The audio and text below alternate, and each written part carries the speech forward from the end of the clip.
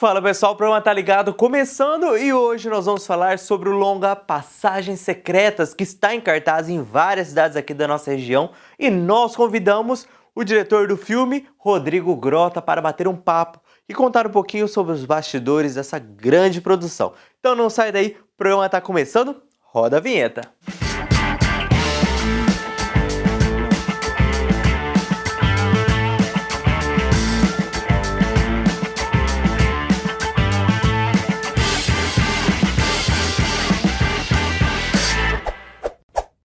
Fala pessoal, o programa Tá Ligado começando e hoje nós vamos falar sobre o longa Passagens Secretas e o meu convidado é o Rodrigo Grota, ele que é o diretor do longa. Rodrigo, tudo bom?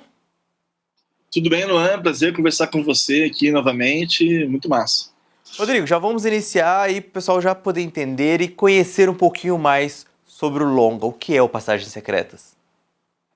Passagem Secreta é um longa que conta a história da Alice, uma jovem de 12 anos, que é obrigada a se mudar de cidade, assim, por problemas familiares, e ela vai morar numa cidade menor com o seu tio, que cuida de um parque de diversões, o Caligari Park. Nessa cidade nova, ela faz uma série de amizades com crianças da sua idade, né? E ela, no dia da reabertura do parque, tem um momento meio inusitado que uma das crianças se perde no parque, né? Então elas têm que voltar lá, o grupinho tem que voltar para poder ver se encontram onde está essa criança, e eis que daí eles encontram uma passagem secreta para um mundo secreto que existe embaixo do parque de diversões. Então é uma história que lida com matemática infantil, mas também com um universo fantástico, de fantasia. Rodrigo, esse é um longa que foi produzido aqui na nossa região e aqui não é em todo local que você encontra um parque. Como é que foi para encontrar esse cenário que vocês produziram o longa? Então, Luan, essa foi uma das dificuldades maiores que a gente teve em termos logísticos, né, de produção do filme, assim. Primeiro que o filme ele era ambientado no final dos anos 90. O ano que a gente trabalhou seria justamente 97, assim, né? Nessa época, ainda existiam alguns parques de diversão que faziam uma espécie de turnê em cidades pequenas do interior, de São Paulo, do Paraná, né? Eu lembro disso até da minha infância e adolescência, desses parques menores, né?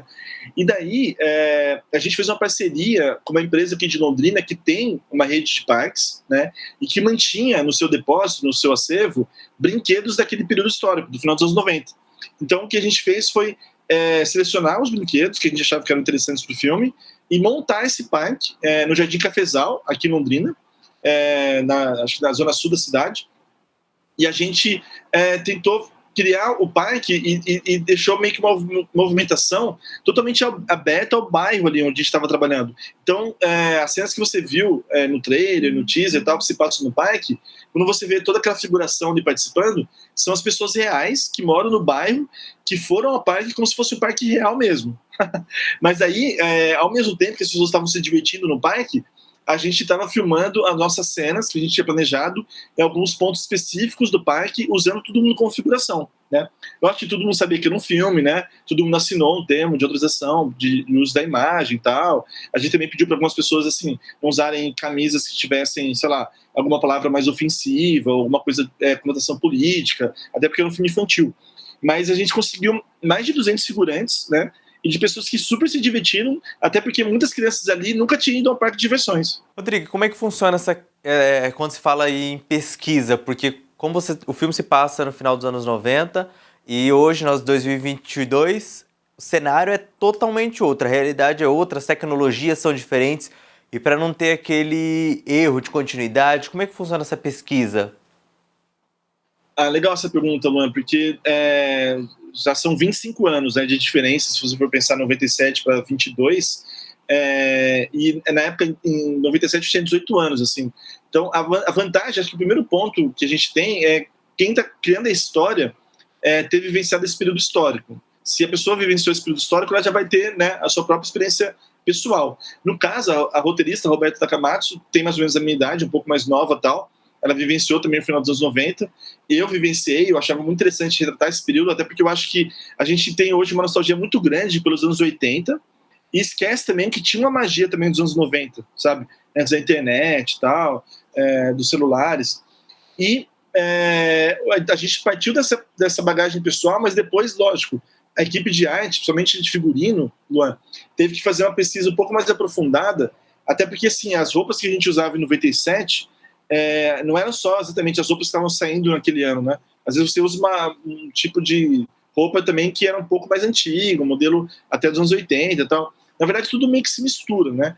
E o filme também, como ele era voltado ao público infanto-juvenil, e ele flerta também com gêneros como aventura, terror, sci-fi, ele tem uma fantasia que permite a gente ter algumas liberdades poéticas, né?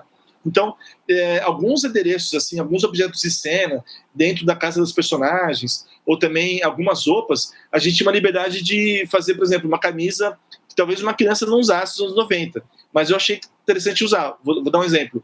Tem o personagem do Vico, que é o personagem que está sempre com um gravador, andando pela cidade, pelo parque de diversões, querendo captar som, né? O gravador dele, na época, é um gravador portátil, grande, assim, dava fita cassete. Não é um celular, né, como se fosse hoje em dia.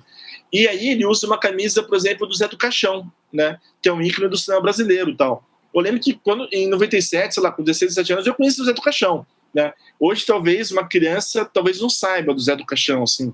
Mas eu acho que nosso papel também, criando histórias, é tentar estimular que essas crianças possam conhecer também um pouco dessa história do nosso cinema, né? E o Zé do Caixão, talvez, se não for o personagem mais famoso, é um dos mais populares do cinema brasileiro. E esse foi um longa produzido aqui na nossa região e que gerou empregos também, né? Sim, Luan, isso é sempre importante falar também, que às vezes o pessoal dissocia a cultura como se fosse uma coisa isolada, né? Eu sempre achei que a cultura está, primeiro, totalmente ligada com a educação e também ligada com a economia, né? Economia criativa. Nesse caso, a gente fez o filme graças a um edital lançado pelo extinto Ministério da Cultura. O edital foi de 2016, naquela época existia a Minc ainda, e era um edital voltado ao público infantil, né? O orçamento do filme foi de 1.125.000. E nesse filme, para você ter uma ideia, trabalharam 330 pessoas, sendo 105 de empregos diretos, né, todo dia ao longo do projeto, e 225 de trabalhos indiretos, são aqueles que a gente fala, a pessoa trabalhou só num período muito específico do projeto, né. Isso para Londrina e para a região como um todo, pensando no audiovisual, Luan, é muito importante, né, porque você mostra que a nossa região tem a capacidade de produzir um longa, com valor de produção, com qualidade para ser exibido em festivais nacionais e internacionais, e depois para estrear no circuito comercial, estreando em 5 capitais, né, no caso do Passagem. Está estreando em São Paulo, Rio de Janeiro, Brasília, Florianópolis e Curitiba. Né, e depois vai avançar também em cidades do interior, como Londrina e Maringá. Então, a gente mostra que é possível, sim, fazer um filme com qualidade estética, e também comercial, e também qualidade técnica, com uma equipe, em a sua grande maioria, do interior do Paraná, né, mesclando talentos regionais e nacionais. Rodrigo, dentro do cinema são várias partes, são vários grupos trabalhando junto. E entre todas essas etapas, qual que é a mais difícil na parte da produção e qual foi o maior desafio de vocês com esse longa? Eu acho que no Passagem Secreta, talvez a parte mais difícil, Luan, foi criar um universo de fantasia. Porque hoje a maior parte do público está acostumado a assistir a filmes que vão para esse gênero, que se valem muito dos efeitos visuais, né? Então, efeitos gerados pelo computador, por programas, tal, de altíssima geração. Nesse caso, a gente queria retomar uma estética um pouco dos filmes dos anos 80 e 90, que ainda tinham efeitos que eram feitos em frente da câmera, não eram só feitos do computador, né? Então, a gente até usou numa cena efeitos de pós-produção, mas a maior parte do que a gente tem de universo de fantasia no Passagem Secreta foram cenários que a gente criou, né? A gente alugou uma espécie de galpão, assim, aqui em Londrina.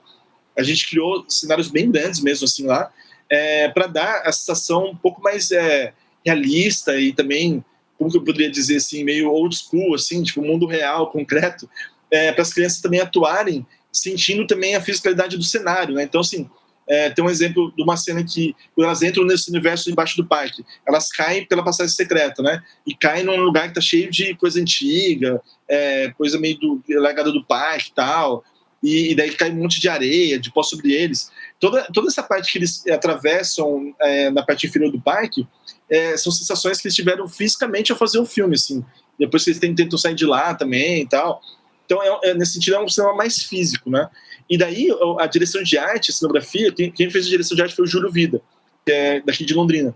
Ele teve que criar esses cenários pensando também numa estética que, ao mesmo tempo, tem um charme, assim, para flertar também com essa estética dos anos 80 e 90, mas que também é voltado ao público infantil contemporâneo, né? Então, esse foi o desafio, assim, tentar...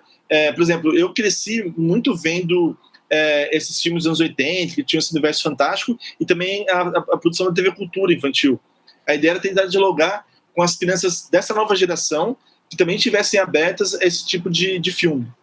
Rodrigo, uma coisa assim que eu achei que me chama muita atenção é quando eu vejo crianças atuando.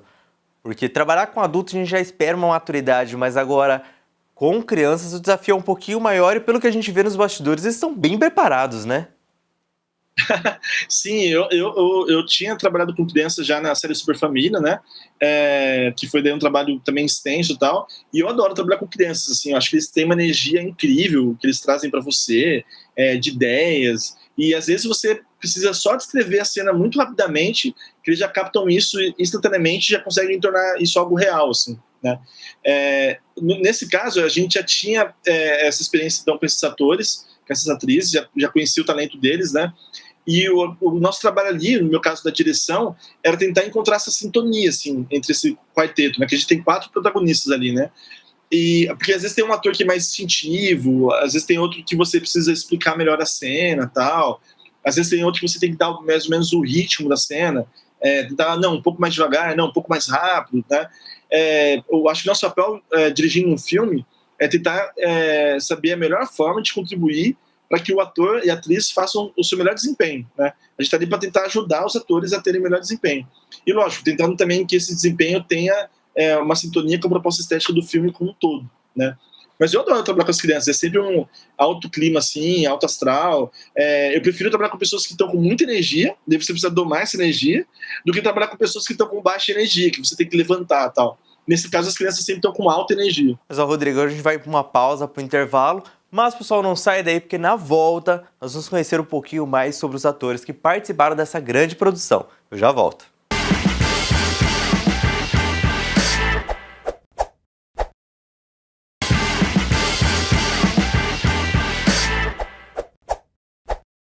Estamos de volta e vamos continuar falando do longa Passagens Secretas. Agora, te convido a conhecer um pouco mais dos personagens e também desse cenário belíssimo. Roda aí.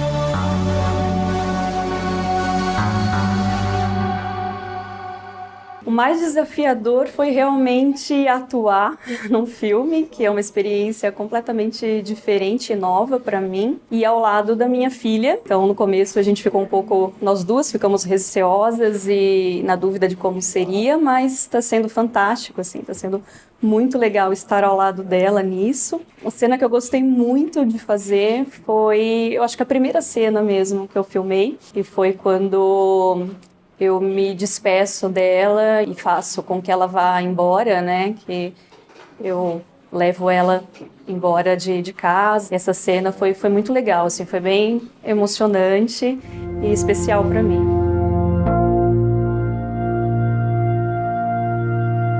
O Orelha é um cara muito doidão. O Orelha, ele tem uma deficiência auditiva, né? Não sei, eu não diria que o Orelha... Ele é um pouco mais quieto, um pouco mais de boa, assim. Não é tão, assim, solto como, sei lá, as Sofs, assim. O Orelha é um Personagem mais assim na dele, mais de boa. A Sofis, ela é meio estabanada. Ela tem 2 amigos, o Orelha e o Vico. Eles fazem programas de rádio pra escola. E a mãe dela tem uma pousada. Ela não obedece muito à mãe dela e não respeita também. Ele não é meio gêniozinho, né? Não sei, mas ele gosta bastante do gravador dele. Ele sempre sai com o gravador, com a mochila nas costas. Ele sempre leva o microfone e ele fica captando sons. Ele é fascinado pelos sons, né? E a gente era bem espoleta, né? A gente aprontava bastante na escola. Daí chega a Alice, né? A vilã, que ela chega e era pra ela fingir que era nossa amiga. Mas no final acho que acaba virando nossa amiga. Ao mesmo tempo que a gente fazia a cena, a gente tava se divertindo, tipo, brincando assim e tal. Às vezes o ator é profissional e tal, vocês têm que ficar cheio de dedos, né? Uma coisa para colocar um microfone. Com as crianças é mais tranquilo, elas são muito divertidas, elas são bacanas. E tem aquele brilho do começo, assim, de quem tem muita coisa pela frente, trabalhar esse começo de carreira no audiovisual, ou seja pro teatro, ou seja que caminho que eles forem tomar em frente às câmeras ou em frente ao público. E é muito legal ver esse momento de ingenuidade mesmo, assim, essa energia de estar começando a ver a cultura de dentro no comecinho mesmo, assim, é muito inspirador ver isso e trabalhar com crianças nesse momento, assim.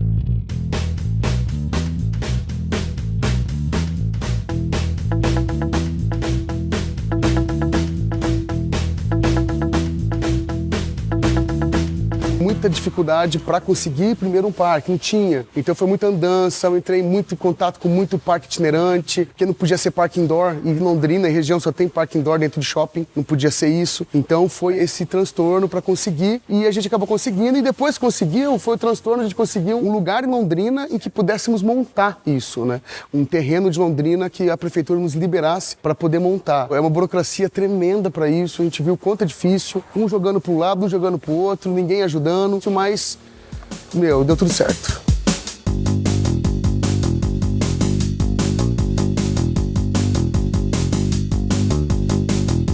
Pelo roteiro, pelo menos uns 15 a 20 minutos das cenas do filme se passavam nesse parque de diversões e todo o clímax final do filme que se passa nesse núcleo montado pelo avô Rui, da personagem principal, onde acontece o desfecho final. No roteiro havia vários compartimentos desse núcleo e todos os compartimentos teriam que ser montados, né, em cenário, porque eram cenários daquele velho cenário futurista, mas que simplesmente não encontrávamos aqui na cidade. O desafio de trabalhar com essa produção é trabalhar na construção de tantos cenários diferentes aqui dentro desse barracão. Tanto que a gente dividiu a direção de produção, uma pessoa responsável pelas locações e outra pessoa responsável pela criação dos cenários aqui do núcleo. Grande desafio em tão pouco tempo construir tantos cenários assim, tão diferentes e tão minuciosos. Um processo de investigação bem grande, porque a gente acabou descobrindo a concepção do cenário mesmo durante todo o processo de filmagem, através das locações do parque e das locações externas, que acabou surgindo a ideia da materialidade do cenário da sala principal, em conjunto com cenários construídos como o túnel, a ala 1 e a 2, que tiveram que ser essa transição entre o parque e os cenários construídos que estão no subsolo do parque. Basicamente foi um processo de muita investigação durante o próprio set, né? Então foi essa experimentação do set que trouxe um pouco da ideia da materialidade dos cenários. De cenografia do filme é composto de 2 formas diferentes, assim, que são os dressings, né, que são as cenografias realistas. Quando a gente vai no lugar, na locação e adereça tudo. Então foram 8 dressings entre refeitório, quartos, teve o trailer também que a gente produziu. E daí fora isso tinha a parte do núcleo central, né, que são esses 5 cenários no subsolo do parque, que é o que mais tem a conexão com a ficção científica do filme, né? O processo de execução de algo que foi ali elaborado no papel, na ideia do diretor de arte, é muito gratificante você ver tudo aquilo que você visualizou naquele papel e você materializa aquilo, transforma ele para o mundo real. E a reação das pessoas vendo o resultado daquele seu trabalho ali é gratificante, é muito bom, bem legal.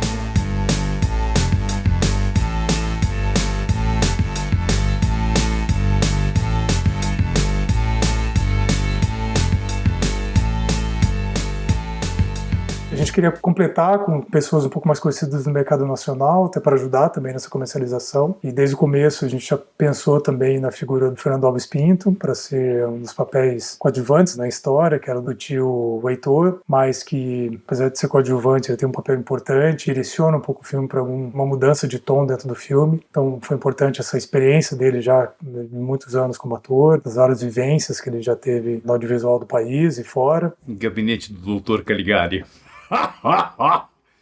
É uma fantasia que é a fantasia que eu cresci, né, assim, uma fantasia mais orgânica, mais assim, mais misteriosa, mais assustadora, assim. Então foi uma delícia só entrar esse roteiro da Roberta, essa maluquice do Rodrigo, realmente me senti muito bem-vindo para crescer dentro dela. E além do que com o Arrigo Barnabé, né? O músico Arrigo Barnabé, mas que também é ator, era um papel que é do avô, né, que some na história. A gente sempre pensou, né, acho que nesse caso o roteiro já foi escrito também pensando na figura do Arrigo como sendo uma possível figura, né, como sendo do Arrigo para o papel do avô. Minha primeira experiência num filme, num longa, é muito especial que seja com o meu pai. Sempre achei que se a gente fosse fazer uma coisa juntos ia ser na música, mas não. E eu acho que é confortável pra mim tá fazendo com ele e é divertido. Mesmo a gente não contracenando, tá no ambiente, poder falar... Ele é meu colega de trabalho. É legal. Então, todo o tempo de atuação é precioso. Então, você tenta sempre conseguir aquele negócio, né? Então, você está sempre com uma fissura quase de fazer a coisa, né? Uma experiência diferente, com o estúdio mesmo, com os cenários sendo montados no mesmo espaço, além das locações. Está sendo bem bacana fazer esse trabalho, sempre. Com a equipe, o pessoal que a gente já trabalhou junto, a coisa realmente anda. Todas as diárias a gente sempre aprende alguma coisa nova, sempre tá fazendo coisas diferentes. Não tem uma rotina muito definida, é sempre uma surpresa. É gratificante, é legal, é o que a gente gosta de fazer. Essa coisa de juntar gente que o cinema tem é o mais interessante. Mostra que o êxito em qualquer atividade é sempre a soma de muitas aptidões, de muitas vontades, de muitas vocações. Nunca é uma pessoa só. Então eu acho que cinema é muita equipe, né? Eu gosto de trabalhar individualmente, mas para isso eu faço minhas fotos. Quando eu quero trabalhar sozinho, eu faço fotografia. Quando eu quero trabalhar junto com um grupo de pessoas, eu faço cinema. O cinema é uma arte coletiva. Com toda essa energia, essa dedicação, né? Todas as equipes, todo mundo aqui em Londrina trabalhando de uma forma muito profissional, mostrando que realmente nós temos aqui equipes com grande potencial e também já com grande conhecimento e profissionais da área. Convivência com as pessoas, a vivência e absorver a experiência de cada um deles, na minha concepção, para mim, é o que mais me valoriza, mais me agrada, mais me alegra também. A convivência com os diferentes tipos de pessoas. E tamo aí, final das gravações. É isso aí.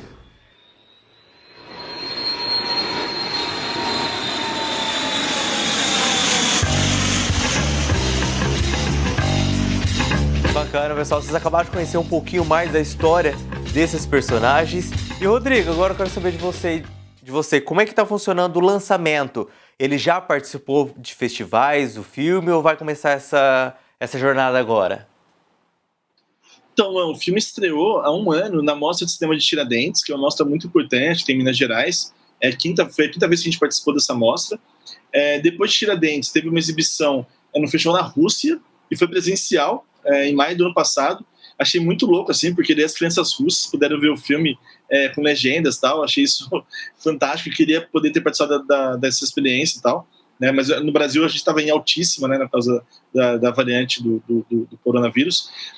Depois teve exibições também na Mostra de Ouro Preto, teve exibição em Brasília. Em novembro do ano passado teve também um festival em Portugal, o Festim, que é um festival que também tem uma itinerância por todos os países que falam língua portuguesa, né? Então, o filme acabou sendo exibido em 10 países, né, incluindo também países da África e da Ásia, que falam a língua portuguesa. Então, ele teve um público muito amplo, assim, entre as crianças, né? Conquistou 2 prêmios, ganhou de atriz revelação para Luísa Quinteiro, que faz a Alice, a protagonista do filme, e também de melhor trailer num festival chamado Inhapim Cine Festival, lá do interior de Minas. E daí, agora que a gente acabou esse circuito de festivais, a gente teve uma última exibição em dezembro no Festival Kinoite de Cinema, na Concha Acústica, aqui em Londrina, e daí a gente entra nesse circuito das salas de cinema. Inicialmente a gente está com essas 5 cidades, né, São Paulo, Rio, Brasília, Curitiba, Florianópolis. A ideia depois é avançar para outras cidades, incluindo também cinemas do interior, como Londrina e Maringá. E daí depois, o caminho mais provável, a gente ir também para plataformas de streaming. Nossa, é muito legal ter essa experiência de receber das pessoas o retorno. Assim, eu estava acostumado a ter as estreias presenciais, né, em que você já sentia a reação do público ao longo da projeção do filme, você ouvia as risadas, né? E ouvia os comentários, e também quando acabava a sessão, você cruzava ali com o público e já sentia o feedback. Essa foi a primeira estreia nossa que foi online, que foi na Mostra Tiradentes do ano passado, e que daí cerca de 2.000 pessoas viram o filme, né, ao longo de 3 dias, no site do festival, e pessoas que estavam localizadas no mundo inteiro, assim. Também foi uma experiência meio louca, assim, tipo, amigos que estavam nos Estados Unidos, no Canadá, em Portugal, vendo o filme e dando reação.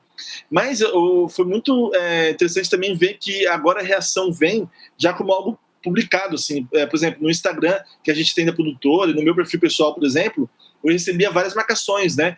Tô vendo um filme aqui, ao vivo, tal, com fotinho do computador, da tela, e comentando, assim, coisas do filme, né? Então, eu acho que foi uma reação muito positiva, né? Muita gente talvez nunca tivesse visto um filme brasileiro com essa pegada, assim, com esse tipo de narrativa e tal. Muito legal poder conversar com esse público variado, assim. Foi uma reação bem quente. Bacana. E agora o filme está em cartaz, está rodando nos cinemas. Eu queria aproveitar que você está aqui para a gente reforçar a importância. Tá tendo todos os cuidados, então pode ir para os cinemas, que está seguro. Só lembrando de manter a máscara, não é mesmo? Sim, Luan, eu acho assim, fico imaginando que todo mundo que está vivendo esse momento da alta, da variante Ômicron, está preocupado, né, de, será que eu vou ao cinema e tal. Pelo que eu tenho acompanhado, assim, os cinemas estão com um protocolo de segurança bem rigoroso, bem rígido, né, então tem espaço entre as poltronas para você poder ficar mais à vontade e tal. O pessoal tem que usar máscara dentro da sala de cinema. Sim, eu recomendo para quem estiver se sentindo seguro, já tomou, sei lá, a 3ª dose, ou as crianças tomaram a 1ª dose e tal, seria muito legal contar com esse público, até porque para a gente conseguir se manter em cartaz em outras cidades e também avançar, né, também para outros lugares, vale muito esse público do primeiro fim de semana, da primeira semana de exibição, para poder prosseguir. E aquela coisa, assim, para quem está no Paraná, é muito raro, né, ter uma produção paranaense estreando nos cinemas, são poucos longas que a gente produz ao longo do ano e tal. Infantil talvez seja até o primeiro, talvez, longo infantil paranaense, eu não tenho certeza desse dado e tal. Mas vale muito a pena, eu acho, ter essa experiência. Quem tiver afim, eu super recomendo. Muito obrigado, Rodrigo. E olha só, pessoal, nós vamos ficando por aqui. Semana que vem tem mais. E se você for ao cinema acompanhar esse lançamento e outros, lembre-se sempre do álcool em gel e da máscara. Semana que vem tem mais. Até lá!